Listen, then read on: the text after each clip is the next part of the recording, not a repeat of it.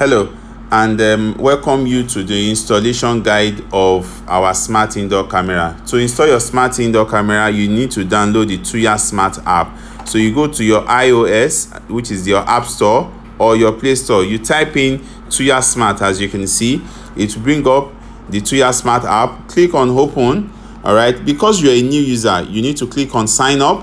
When you click on sign up, it will automatically locate you as being in Nigeria. You put your email address. All right, when you put your email address, you click on as agree, and you order for the authorization code. An authorization code will be sent to your email,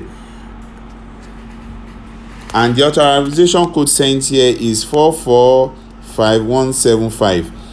all right, and the next thing will just be to put any password that you like. All right, put any password, and you click on done. All right, as you can see, you just go straight to the app. All right, and this is the app. So the next thing will just be to add.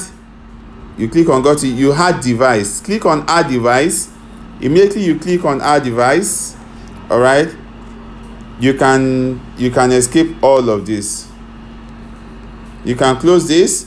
You click on add device, and you go to security and video.